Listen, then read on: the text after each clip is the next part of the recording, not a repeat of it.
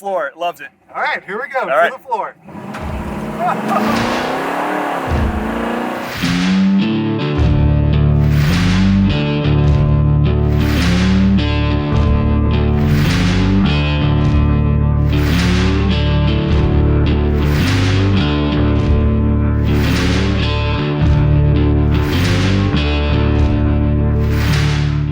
Jason works at Tom's Off-Road. We were just looking at his Bronco, and then he popped the hood. What do you have under here? Right now I have a Ford 408, so it's a 351 bored out. It's about 450 horse, 505 foot-pounds of torque. Blueprint. I've had their motors before and been really, really happy with them. They've been great motor, and it's definitely livened this up because I used to have a 302 in it that was just kind of borderline stock. Man. And then, going to the bigger tires and different gearing and stuff, it wasn't happy with that motor. So, I mean, how well does the 408 fit where you had the 302? Overall, the amount of room it takes up, it's not much different than a 302. I mean, obviously it's a little taller, a little wider, but really as far as installation goes, I mean, it was about the same as a 302. The only problem I really had was with the headers. They kind of wanted to come out into the wheel wells a little bit, so they're almost touching. And then the frame rail, it's a little tight right there in the frame where it comes down to the collector. So I just ended up, shaving out the wheel wells, let it breathe a little bit more anyways, because these things like to run hot anyways with a stock motor. So now it can breathe, but no, as far as modifications go, it's very, very minimal actually. Old tired 302, now with the 408. What is the pedal feel? It's a night and day difference, I tell you what. It's just like, before you'd step on the gas and are we gonna move? Like what's going on? Yeah. And now it's like, it wants to go, which is a really good feeling. So I have a 5.5-inch suspension lift. I did a 2-inch body lift, and then I'm running 40 by 1350 tires. 40. Yep. And then went to 543 gears, aux locker in the front, air operated, and I did a grizzly locker in the back. 35 spline axles for the rear, chrome alloys for the front. And then a couple years ago, I went ahead and I put the 6R80 transmission in there from an F-150. I knew it handled a lot of horsepower right out of the box. Yeah. So, I think it handles about 600 horsepower for starters if you don't do any tunes to it or anything. And I knew I wanted to go to this motor, so it kind of went hand in hand, and yeah, it really livened it up. If you're not familiar, the 6R80 is a newer Ford transmission. Like you said, you got it from an F-150, 6-speed. It's double overdrive, right? It's correct. 2 overdrive gears. So like your top end speed can be way more, but like on a Bronco, what that does is it gives you the ability to have more gear like in the axles. And then what you're able to do is still have your crawl gears when you're taking it off-road, but you can still get up to highway speeds when you're just cruising down the freeway. Yeah, it's a good all-around transmission, both on and off-road. I really like the build. I did just the factory F-150 console shifter, and I like the fact that it has a manutronic, so you can go from first through sixth, whatever gear, you can hold whatever you want, especially if you are going off-road or if you're going up a big mountain pass where it wants to search gears, you can make it stop searching, which is really nice. Yeah, a little kid. There you go with the dog. Is this yours? What's up, dude? Nope, this one is.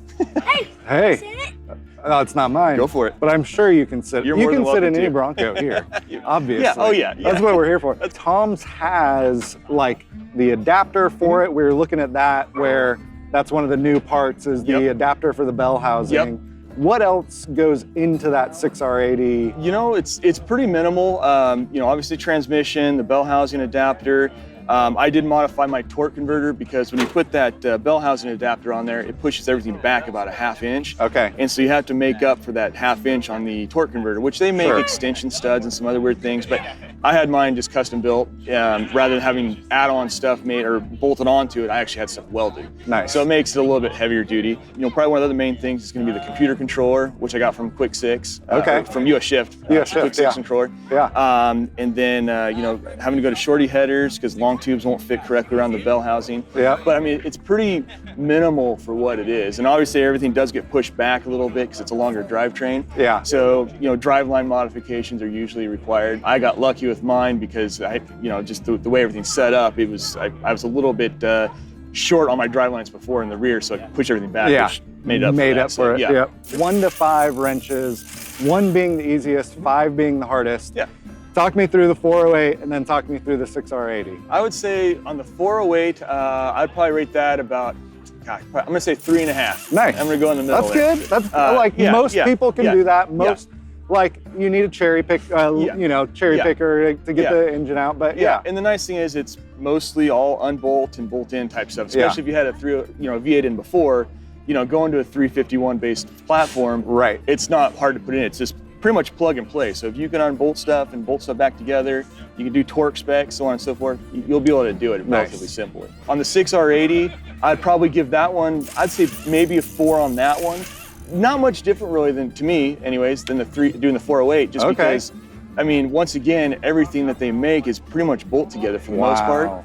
The only thing that I had to deal with on mine as far as modifications go, that I had to kind of make my own deal, was I had to modify the cross member. Yeah. Then I had to weld an extension onto the back side of it to bolt everything up.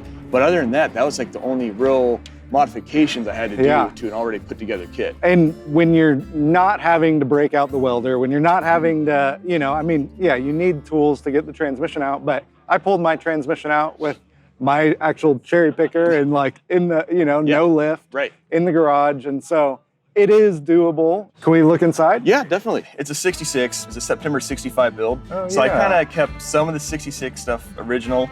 Obviously very minimal. I did the twin sticks through JB Fab. Those are real nice. I did the F-150 shifter here with the Manutronic paddle shifter on the inside of it. And the beauty of it is, you know, being that it's obviously for this transmission, it's just all plug and play. And it's cable.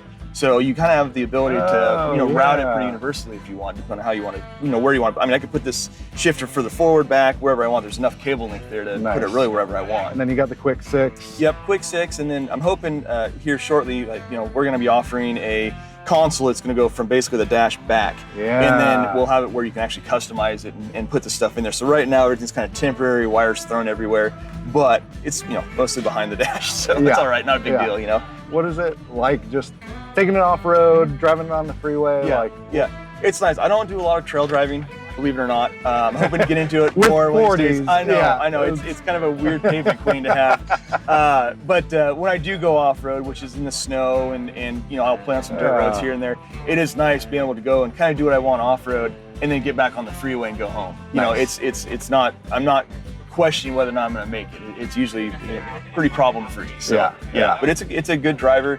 You know, a lot of people think I'm crazy when I say I can go 70 down the freeway and feel comfortable, but I really can. And it takes a lot of, you know, getting everything dialed in and, you know, with your toe in and your caster and this and that. I mean, there's a science to it for sure. Yeah. Well, this thing's awesome. My last question is, can I drive it? Well, of course. Yes.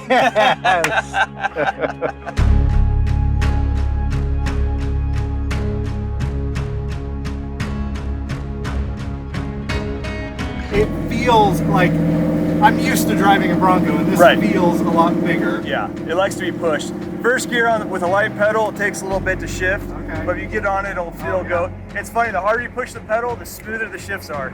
But still programming it after putting the motor and the transmission together. Well, that's all part of the game. Like third gear going 30, like usually for me, I'm just getting out of first gear. Yep, and right now we're in 5th gear at this moment. Going uphill. Going uphill, What is your suspension? So it's the Tom's Off-Road 5.5-inch suspension lift. Has the extended, you know, radius arms on it, progressive rate coils, 11-pack leaf springs in the back. They seem to be, you know, this kit that I put on here seems to be a good all-around kit for on-road and off-road. It's really pretty effortless for this Bronco. Like I said, I've been thrilled with it. It just does what I want it to. You know, had our run today. I think it got up to maybe 205-ish, going up those hills. That was 100 degrees out. I'm pleased with that. The 351 in its stock form, it's pretty similar to the 302, but when you get into the Stroker, that's when stuff starts changing.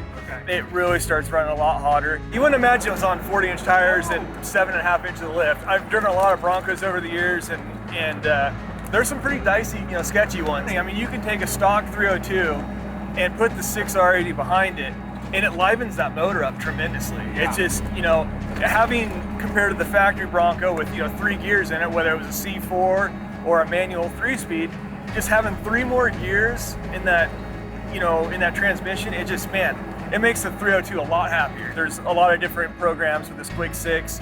You know, it's as simple as hooking a laptop up to it, and you can run diagnostics while you're driving it, which is really cool. So yeah, you can control your shift points, you can control line pressure, a lot of different things you can do with it. It's very versatile, and they make it pretty simple to operate. You don't have to be a, you know, rocket scientist to really run it. Here we go. Putting the 408 to the test. I don't know how hard to push it. Push it to the floor. It loves it. It loves it? It loves it. All right, here we go. All right. To the floor.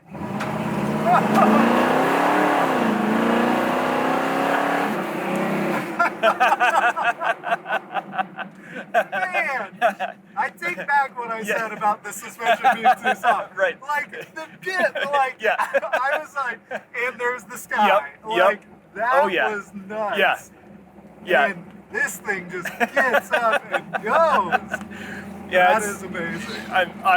I'm realizing when my fuel mileage is so poor now because I do the same thing on a regular basis. It's hard not to do it, you know? Yeah.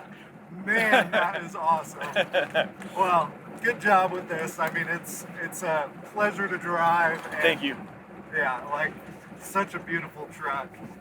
Thanks so much. It's been a blast. It's been a lot of blood, sweat, and tears, as they say, and I've had it for almost 15 years now, and it seems like every month there's something different going on with it, you know. Yeah. We'll stick around. We'll be doing some more Broncos from the Tom's Off-Road event. Jason, thank you so much. You're welcome, buddy. And we'll see you guys in the next one.